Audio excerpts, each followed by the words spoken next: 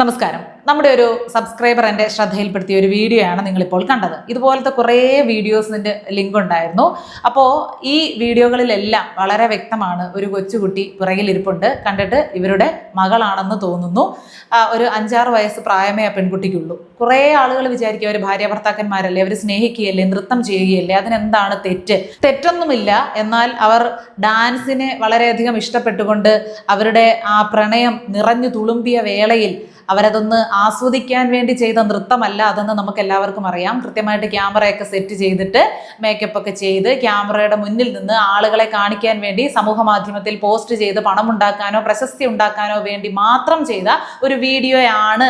അല്ലാതെ അവരുടെ ഉള്ളിൽ നിന്ന് തിളച്ച് പുറത്തു വന്ന് തുളുമ്പിപ്പോയത് ആരോ അറിയാതെ പകർത്തിയെടുത്ത് സമൂഹ മാധ്യമത്തിൽ പോസ്റ്റ് ചെയ്തതല്ല.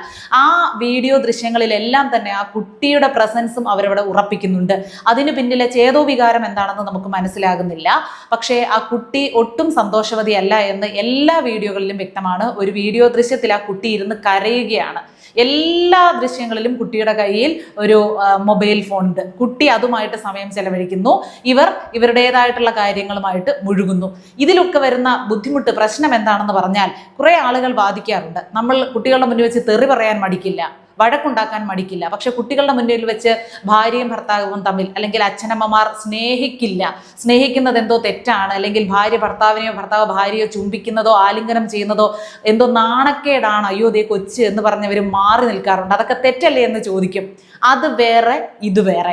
തീർച്ചയായിട്ടും നിങ്ങൾ തമ്മിലുള്ള ബോണ്ടും നിങ്ങൾ തമ്മിലുള്ള സ്നേഹവും നിങ്ങളുടെ കുട്ടിയുടെ മുന്നിൽ വെച്ച് പ്രകടിപ്പിക്കാം, അതിൽ യാതൊരു തെറ്റുമില്ല. പക്ഷെ എന്താണ് അവർ മാതൃകയാക്കേണ്ടത്, നിങ്ങൾ എന്ത് ചെയ്യുന്നതാണ് അവർ കണ്ടുകൂടാത്തത്, എന്താണ് അവർ കാണേണ്ടത് തുടങ്ങിയ ചിന്തകൾ കൂടി മാതാപിതാക്കളുടെ മനസ്സിൽ വേണം. ഈ ഒരു സംഭവം മാത്രമല്ല, വേറെ ഏതോ ഒരു വീഡിയോയിൽ ഞാൻ പറഞ്ഞു പോയിട്ടുണ്ട്, കുട്ടികളെ അവരുടെ പ്രശസ്തിക്ക് വേണ്ടി റീച്ചിന് വേണ്ടി ഉപയോഗിക്കുന്ന ഒരുപാട് മാതാപിതാക്കളുണ്ട്. കുട്ടികളെ, വളരെ ചെറിയ കുട്ടികളെ കൊണ്ട് തെറി പറയിപ്പിച്ച് അതെന്തോ വലിയ രസത്തിലെടുത്ത് ചിരിച്ചുകൊണ്ട് അത് പോസ്റ്റ് ചെയ്യുന്നവരുണ്ട്.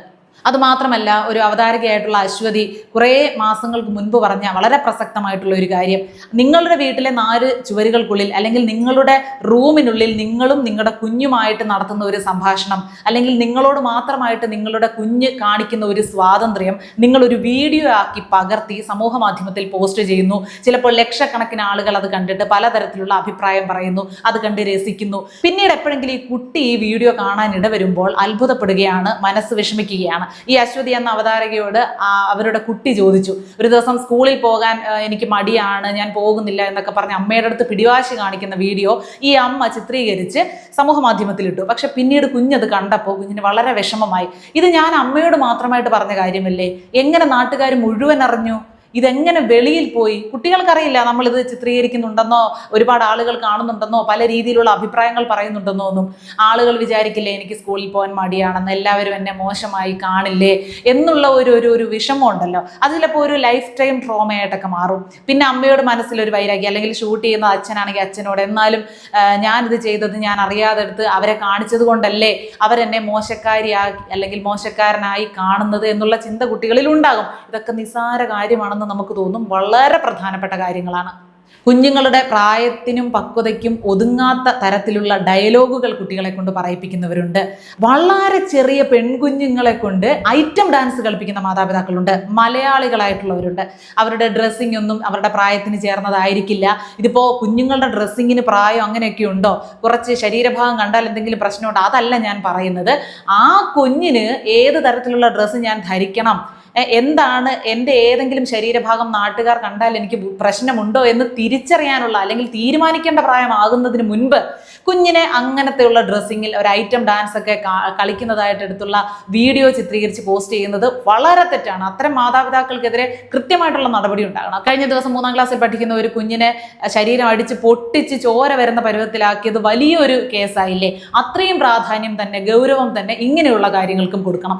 എനിക്കറിയാം, യൂട്യൂബിൽ മലയാളികളായിട്ടുള്ള ഒരു ഭാര്യയും ഭർത്താവും ഒരു പോൺ സൈറ്റുകളിൽ അവരുടെ വീഡിയോസ് അപ്ലോഡ് ചെയ്യുന്ന ആളുകളാണ്. അവർക്കൊരു യൂട്യൂബ് ചാനലുമുണ്ട്. അബദ്ധവശാൽ ഞാൻ ഈ വിവരം ഒരാൾ വഴി അറിഞ്ഞതാണ്. ഇതിനെക്കുറിച്ച് ഒരു വീഡിയോ ചെയ്യാൻ എന്നോട് പറഞ്ഞു. പക്ഷെ എനിക്കത് വളരെ മോശമായിട്ട് തോന്നിയത് കൊണ്ടാണ് ആ വിഷയം ഞാൻ എടുക്കാതിരുന്നത്. ഈ സമയത്ത് അത് പറയാതെ വയ്യ. അവർക്ക് യൂട്യൂബിൽ 1 ലക്ഷം സബ്സ്ക്രൈബേഴ്സ് ആയപ്പോൾ പ്ലേ ബട്ടൺ കിട്ടി യൂട്യൂബിൻ്റെ. അതവർ അൺബോക്സ് ചെയ്യുന്ന വീഡിയോ അവരുടെ സ്വന്തം കുഞ്ഞുങ്ങളുമായിട്ടാണ് അവർ നിന്ന് അൺബോക്സ് ചെയ്യുന്നത്. ഏത് തരം വീഡിയോസ് അപ്ലോഡ് ചെയ്തിട്ടാണ്, എന്തിനാണ് ഈ പ്ലേ ബട്ടൺ കിട്ടിയത് എന്നൊന്നും അറിയില്ല. ഇവരുടെ പ്രായമായിട്ടുള്ള മാതാപിതാക്കൾ ഇവരുടെ കൂടെ ഉണ്ട്. ഇവരെന്തൊക്കെയാണ് കാട്ടിക്കൂട്ടുന്നത്, എന്തിനുള്ള സമ്മാനമാണിതെന്നൊന്നും അവർക്കറിയില്ല. അപ്പോൾ ഈ കുട്ടിയുടെ മുഖവും കാണിച്ചുകൊണ്ട് വളരെ ചെറിയ ഒരു പെൺകുട്ടി അവർ ഇങ്ങനെ അൺബോക്സ് ചെയ്ത് വലിയ രീതിയിൽ അത് ആഘോഷിക്കുകയാണ്. അവർക്കും ഒരു ഉളുപ്പുമില്ല, ഒരു ജാള്യതയില്ല. ആ കുട്ടി നാളെ ഇവരോട് തിരിഞ്ഞു നിന്ന് എന്തെങ്കിലും ചോദിച്ചാൽ എന്ത് പറയും മറുപടി എന്നുള്ള ചിന്തയുമില്ല. ഇവർക്കൊക്കെ എങ്ങനെ വേണമെങ്കിൽ വീഡിയോ ചെയ്ത് അപ്ലോഡ് ചെയ്യാനുള്ള സൗകര്യം നമ്മുടെ നാട്ടിലുണ്ട്.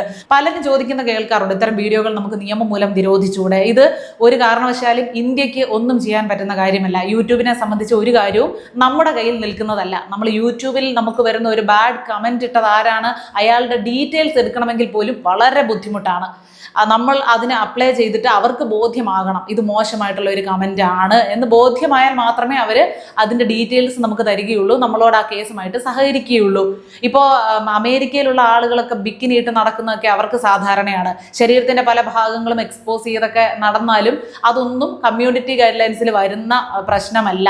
നമ്മൾ എന്തെങ്കിലും ഒരു ലഹരിയെക്കുറിച്ചോ അല്ലെങ്കിൽ കൊച്ചുകുട്ടികൾക്ക് നേരെ നടക്കുന്ന ലൈംഗികാതിക്രമത്തെക്കുറിച്ചോ മറ്റ് ആത്മഹത്യാ പ്രവണതയെക്കുറിച്ചോ ഒക്കെ വ്യക്തമായിട്ടുള്ള കാര്യങ്ങൾ ഒരു ക്ലാസ് എന്നുള്ള രീതിയിൽ പോലും ആളുകൾക്ക് പറഞ്ഞു കൊടുക്കുന്നതായിട്ടുള്ള വീഡിയോ ഇട്ടാൽ പോലും പക്ഷേ അതിനവിടെ നമുക്ക് അവരുടെ ഒരു റെഡ് ഫ്ലാഗ് കാണിക്കും.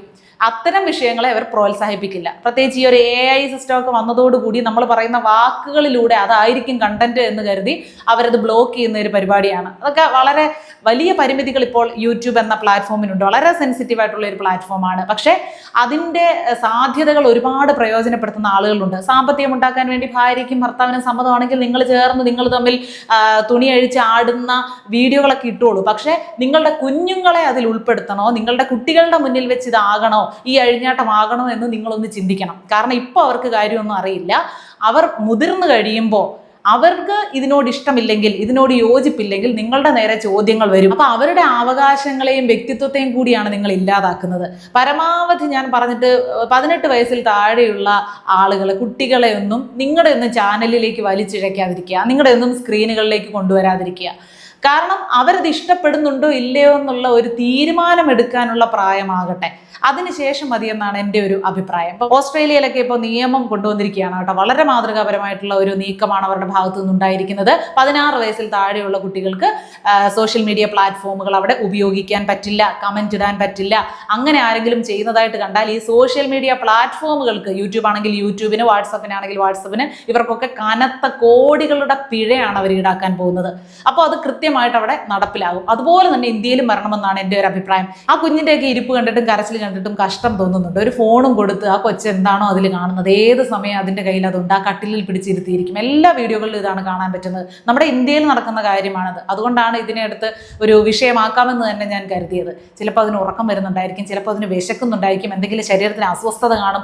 എന്തിനാണ് അത് അസ്വസ്ഥയാകുന്നത് എന്ന് ചോദിക്കാനുള്ള ഒരു വിവരം പോലും, ഒരു ബോധം പോലും, അല്ലെങ്കിൽ അതിനുള്ള ഒരു മര്യാദ പോലും, സഹതാപം പോലും ആ കുട്ടിയോട് അവർ കാണിക്കുന്നില്ല എന്നുള്ളതാണ്. അതുകൊണ്ട് ദയവ് ചെയ്ത് മാതാപിതാക്കളോട് പറയാനുള്ളത്, അവരിപ്പോൾ പഠിക്കേണ്ട സമയം, കൃത്യമായിട്ട് അവർക്ക് എൻജോയ് ചെയ്യാനുള്ള സമയങ്ങൾ നിങ്ങൾ കൊടുക്കുക. മാക്സിമം അവർ പുറത്തിറങ്ങിയിരുന്ന്, വീടിന് പുറത്തിറങ്ങിയിരുന്നൊക്കെ ഇത്തിരി നേരമൊക്കെ കളിക്കട്ടെ. അല്പസമയമൊക്കെ ഫോണുമായിട്ട് ബന്ധപ്പെട്ട് ഇപ്പോൾ കാലം മാറി, അതിൽ നോക്കി പഠിക്കേണ്ട കാര്യങ്ങൾ കാണും. ചിലപ്പോൾ ചില പാട്ടുകളൊക്കെ കേട്ട് പഠിക്കേണ്ടി വരും, ചില ക്ലാസ്സുകൾ അതിൽ നടക്കുന്നുണ്ടാകും. ആ സമയത്ത് മാത്രം, നിങ്ങൾ ഇരിക്കുമ്പോൾ മാത്രം ആ കുട്ടി അത് ഉപയോഗിക്കട്ടെ, നിങ്ങളുടെ മേൽനോട്ടത്തിൽ മാത്രം. അല്ലാതെ പരമാവധി അതിന് പ്രോത്സാഹിപ്പിക്കാതിരിക്കുക, കുട്ടികളുടെ മുന്നിൽ വെച്ച് അഴിഞ്ഞാടാതിരിക്കുക, പേക്കൂത്തുകൾ കാണിക്കാതിരിക്കുക.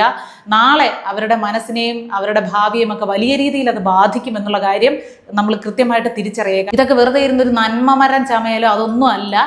വളരെയധികം കാര്യമായിട്ട് നമ്മുടെ സമൂഹത്തെ, അടുത്ത തലമുറയെ ബാധിക്കാൻ പോകുന്ന വിഷയങ്ങളാണ് പറയുന്നത്. ഉൾക്കൊള്ളാൻ കഴിയുന്ന ആളുകൾ ഉൾക്കൊള്ളുക. ഷെയർ ചെയ്യണമെന്ന് നിങ്ങൾക്ക് തോന്നുന്നുണ്ടെങ്കിൽ ഈ വീഡിയോ ഷെയർ ചെയ്യുക. നിങ്ങളുടെ അഭിപ്രായങ്ങൾ നമ്മുടെ കമൻറ്റ് ബോക്സിൽ എഴുതുക.